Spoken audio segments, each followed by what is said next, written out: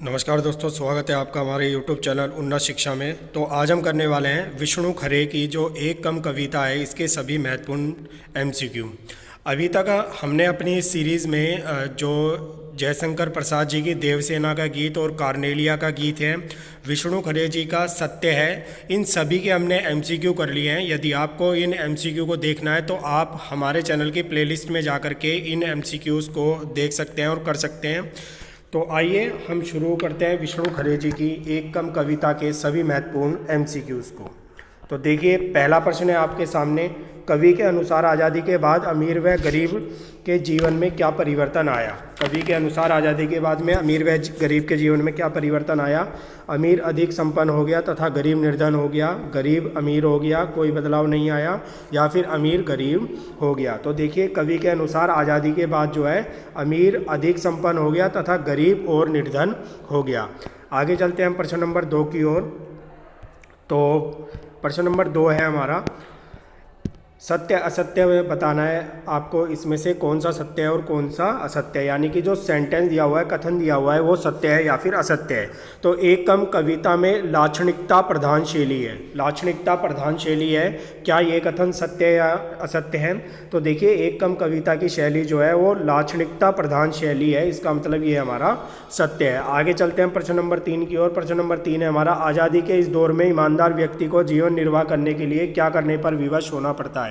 आज़ादी के इस दौर में ईमानदार व्यक्ति को जीवन निर्वाह करने के लिए क्या करने पर विवश होना पड़ता है। उसे चोरी करनी पड़ती है, झूठ बोलने पड़ते हैं, षड्यंत्र रचने पड़ते हैं, या फिर भीख मांगना पड़ता है। तो देखिए, कविता के अनुसार ईमानदार व्यक्ति को जीवन निर्वाह करने के लिए क्या होता है, भीख मांगने पर मजबूर होना पड़ता है। आगे चलते हैं प्रश्न नंबर 4 की ओर। प्रश्न नंबर 4 है हमारा, एक कम कविता में छंद प्रयोग बताइए। एक कम कविता में किस प्रकार के छंदों का प्रयोग हुआ है, छंदबद्ध कविता है या फिर मुक्त छंद कविता है। तो देखिए, एक कम कविता हमारी जो है वो मुक्त छंद कविता है।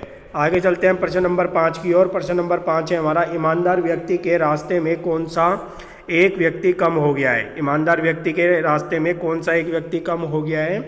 तो ईमानदार व्यक्ति के रास्ते में स्वयं कवि जो है वो कम हो गया है एक कम कविता के अनुसार, इसीलिए इस कविता का नाम एक कम रखा गया है। आगे चलते हैं हम प्रश्न नंबर 6 की तरह। 25 पैसे में कौन सा अलंकार है, श्लेष अलंकार, यमक अलंकार, रूपक अलंकार या फिर अनुप्रास अलंकार। तो देखिए, 25 पैसे में पा वर्ण की आवर्ती होती है और जहाँ पर वर्ण की आवर्ती होती है वहाँ पर अनुप्रास अलंकार हमारा होता है। आगे चलते हैं प्रश्न नंबर 7 की ओर। प्रश्न नंबर 7 है हमारा, निर्लज का अर्थ बताइए। निर्लज का क्या अर्थ है। तो देखिए, निर्लज का अर्थ बेशरम, शर्मीला, बेईमान, ईमानदार।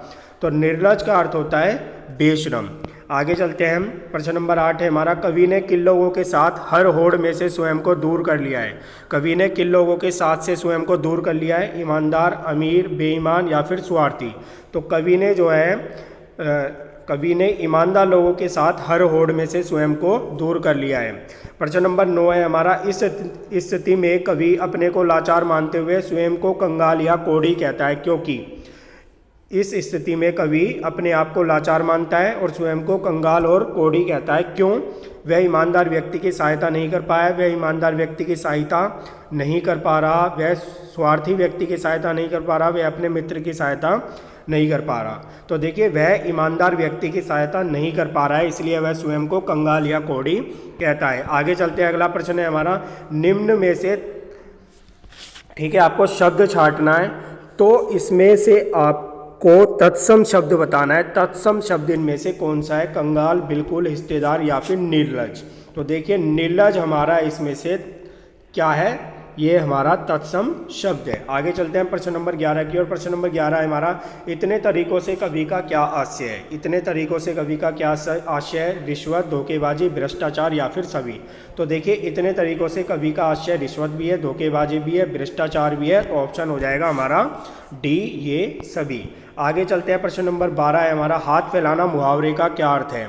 हाथ फैलाना मुहावरे का क्या अर्थ है। तो देखिए, हाथ फैलाना मुहावरे का अर्थ स्वागत करना, भीख मांगना, मारना या फिर दान देना। तो हाथ फैलाना मुहावरे का अर्थ होता है भीख मांगना। ऑप्शन बी हमारा सही हो जाएगा। आगे चलते हैं प्रश्न नंबर 13 है हमारा, एक कम कविता में किस बुराई को उभारा गया है। एक कम कविता में किस बुराई को उभारा गया है। नशा करना, भ्रष्टाचार, मिथ्याचार या फिर बेरोजगारी। तो एक कम कविता में जो है भ्रष्टाचार को उभारा गया है। आगे चलते हैं, प्रश्न नंबर 14 है हमारा, एक कम कविता में कवि का मन दुखी क्यों है? कवि का मन दुखी क्यों है? उसका घर छोटा सा था इसलिए, या वह ईमानदार व्यक्ति की सहायता नहीं कर पा रहा था, वह अमीर नहीं बन सका था, या वह संसार के दुख सुख भोग नहीं पाया था। तो देखिए एक कम कविता में कवि का मन दुखी इसलिए है क्योंकि वह ईमानदार व्यक्ति की सहायता नहीं कर पा रहा था। आगे चलते हैं, प्रश्न नंबर 15 है हमारा, निरंकाक्षी शब्द का अर्थ बताइए। निरंकाक्षी शब्द का क्या अर्थ है? जिसे किसी चीज़ की इच्छा न हो, जिसे किसी चीज़ की इच्छा हो, संसार का मोह त्याग देने वाला। तो निरंकाक्षी शब्द का अर्थ होता है जिसे किसी चीज़ की इच्छा न हो। आगे चलते हैं प्रश्न नंबर 16 की ओर। प्रश्न नंबर 16 है हमारा, एक कम कविता किसके द्वारा लिखी गई है? तो एक कम कविता लिखी गई है हमारी विष्णु खरे के द्वारा। जयशंकर प्रसाद के द्वारा क्या लिखा गया है? देवसेना का गीत और कार्नेलिया का गीत। प्रश्न नंबर 17 है हमारा, कविता में भीख मांगते लाचार लोगों का कैसा बिंब उभरता है? कविता में भीख मांगते लाचार लोगों का कैसा बिंब उभरता है? दृश्य बिंब, श्रव्य बिंब, प्रतिबिंब या फिर इनमें से कोई नहीं। तो कविता में भीख मांगते लाचार लोगों का दृश्य बिंब उभरता है। आगे चलते हैं, प्रश्न नंबर 18 है हमारा, आत्मनिर्भर का अर्थ बताइए। आत्मनिर्भर का क्या अर्थ है?